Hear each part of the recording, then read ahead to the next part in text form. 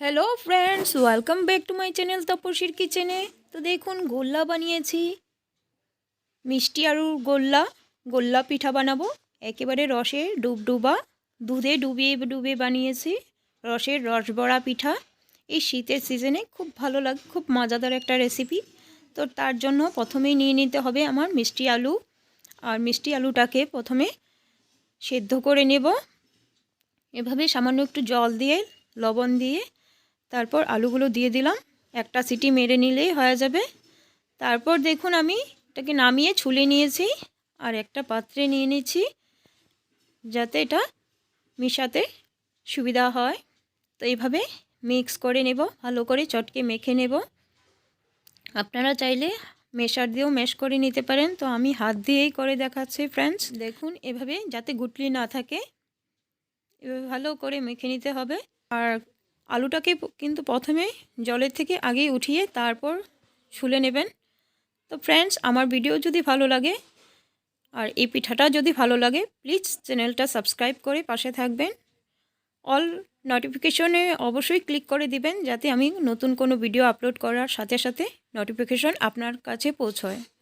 তো দেখুন একটু একটু ময়দা দিয়ে আমি ডোটাকে টাইট করে নিচ্ছি। আপনারা চাইলে এখানে ময়দার পরিবর্তে চালের গুঁড়িও ইউজ করতে পারেন। তো কতটুকু ভিজা সেই অনুযায়ী চালের গুঁড়ি কিংবা ময়দা মিক্স করবেন। অতটা শক্তও না, অতটা নরমও নয়, এভাবে মেখে নিতে হবে। তো দেখুন এভাবে যতটুকু লাগবে ফ্রেন্ডস ওইটুকুই ব্যবহার করবেন, না হলে শক্ত হয়ে যাবে। আর শক্ত হয়ে গেলে কিন্তু নরম তুলতুলে বনবে না, শক্ত পিঠে বনবে। আর পিঠাটা অনেক স্বাদ, তাই ভালো করেই বানাতে চেষ্টা করবেন। আমার মাখাটা হয়ে গেছে। আর নিয়ে নিলাম নারিকেলের পুর। তো এখান থেকে সামান্য একটু একটু করে ডো নিয়ে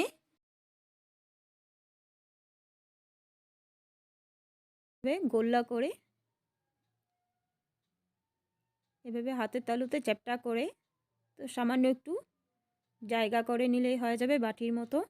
আর এখানে নারিকেলের পুরটা যেটা আমি বানিয়ে রেখেছিলাম, গুড় আর নারিকেল কুড়িয়ে, সেটা এভাবে ঢেলে মুখটা বন্ধ করে ঘুরিয়ে নিলেই হয়ে যাবে মিষ্টি আলুর পিঠাটা। তো প্রথমে এগুলো রেডি করে নিতে হবে। আমি এক এক করে রেডি করে নিচ্ছি, দেখতে থাকুন। একেবারে সিম্পল প্রসেস ফ্রেন্ডস, খুব সুস্বাদু একটা রেসিপি এই ঠান্ডার সিজনে আলুর পিঠাটা। তারপর একটু ময়দা এখানে কোট করে নেব, যাতে ভাজার সময় এটা ফেটে না যায়। তো আলুটাকে কিন্তু মিষ্টি আলুটা খুব শরীরের পক্ষেও খুব উপকার। এখানে vitamin A, vitamin E, iron, antioxidant রয়েছে, যা আমাদের শরীর চর্চাতেও খুব উপকারী। অনেক কিছু রয়েছে। সুগারের পেশেন্টরাও এই রেসিপিটা খুব ভালোভাবেই খেতে পারবে। তো লাস্ট আরেকটা দেখিয়ে দিচ্ছি ফ্রেন্ডস, দেখুন আয়রন, ক্যালসিয়াম এই মিষ্টি আলুর মধ্যে অনেক মাত্রায় রয়েছে, তাই খেতে খুব হেলদি এই সেটা মিষ্টি আলুটা। তো ফ্রেন্ডস, এভাবে নয় ওভাবেই হলেও খেয়ে দেখবেন। আর বাচ্চাদেরকে কিন্তু খাওয়াবেনই, ঘরে যদি বাচ্চারা থাকে। খুব স্বাস্থ্যকর একটা আলুটা, মিষ্টি আলুটা।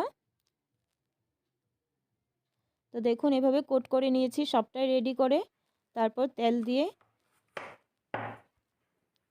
এভাবে একটা একটা করে ভেজে নেব। এবারে তেলটা গরম হয়ে যাওয়ার পর একেবারে লো আঁচে করতে হবে।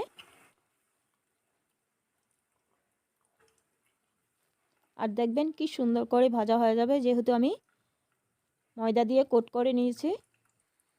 লাল লাল করে ভেজে নিতে হবে। এক সাইড হলে এভাবে আস্তে আস্তে অপর সাইডটা নেড়ে চেড়ে ভেজে নিতে হবে।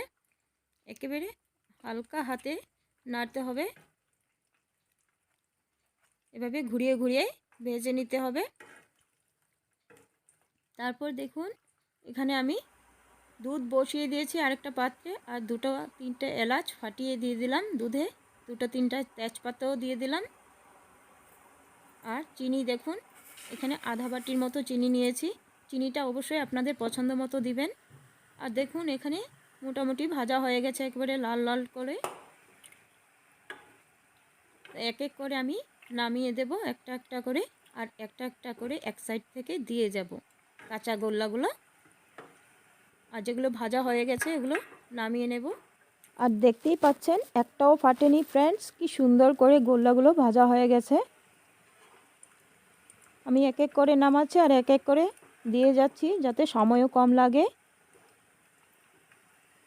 আর এভাবে অল্প আঁচে ভাজলে কিন্তু ভেতরটাও ভালো করে সেদ্ধ হয়ে যায়। আর অলরেডি সেদ্ধ করাই, তথাপিও আর একটু ভেজে নিলে খুব ভালো লাগে, মজা লাগে এই রেসিপিটা।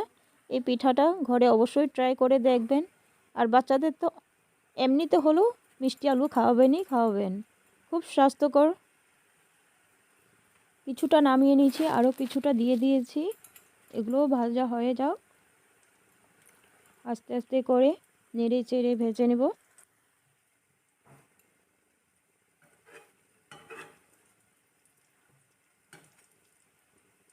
খুব সুন্দরভাবে ভাজা হয়ে যাচ্ছে দেখুন। অল্প ধৈর্য সহকারে ভাজতে হবে, কারণ সময় অল্প বেশিই লাগবে। আপনারা একেবারে ডুবডুবা তেলেও ভাজতে পারেন, আমি কম তেলে ভাজছি যার জন্য ভালো করে নেড়ে চেড়ে ভেজে নিতে হচ্ছে। তো দেখুন কত সুন্দর না ভাজা হয়ে গেছে, একটুকুও ফাটেনি। আর যেগুলো ফাটা দেখা যাচ্ছে ফ্রেন্ডস, সেগুলো ওই যে আমি যে নাড়াচাড়া করছি ওটার বাড়ি লেগেই একটু দাগ হয়ে গেছে, ওটা ফাটেনি। তো দেখুন এবারে আমার ভাজাও কমপ্লিট হয়ে গেছে। এবারে এক এক করে আমি নামিয়ে ঠান্ডা করে তারপর দুধে ডুবিয়ে দেব। আর দেখুন কত সুন্দর লাল লাল করে ভাজা হয়ে গেছে। আপনারা চাইলে আরও ভেজে নিতে পারেন, আরও লাল লাল করে। আমি এই গোল্ডেন ব্রাউন যখন হয়েছে, অতটা লালচে ভাব করিনি, তো তার আগেই নামিয়ে নিচ্ছি।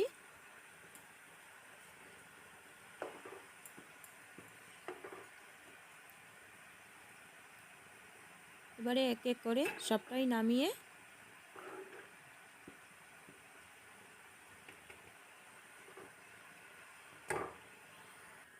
তো দেখুন আমার সবটা নামানো হয়ে গেছে। কি সুন্দর হয়েছে দেখুন, লালমোহন, মিষ্টি আলুর লালমোহন। এখন এটাকে দুধে ভিজিয়ে দেব, তো ঠান্ডা করেই দেব, দুধটাও ঠান্ডা আর এই লালমোহনগুলো ঠান্ডা করেই তারপর দুধে দিয়ে দেব। আর এটা গোটা রাত এভাবেই থাকবে, একেবারে নরম তুলতুলে হয়ে যাবে সকাল হলে। তো গরম গরম এটা ভালো লাগে না, ঠান্ডা করেই খেলে খুব মজা লাগে। তারপর দিন যখন দেবেন সবাইকে, তখন একটু গরম করে নিলেই হয়ে যায়। তো দেখুন এভাবে দুধে ঢেলে দিতে হবে এক এক করে। কি মজা লাগছে দেখতে, কতটা দারুণ লাগবে খেতেও। দুধে আপনারা চাইলে গুড়ের শিরাতেও ঢালতে পারেন, আমি দুধের শিরাতে ঢালছি। এটা গুড়ের শিরাতেও ঢালা যায়, তো আমি দুধের শিরাতে ঢাললাম। অপূর্ব লাগছে দেখতে দেখুন।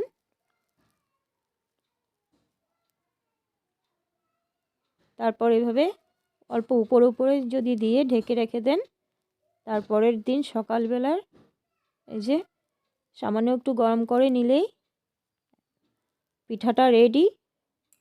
তো ভালো লাগলে অবশ্যই লাইক শেয়ার করবেন, চ্যানেলটা সাবস্ক্রাইব করে পাশে থাকবেন।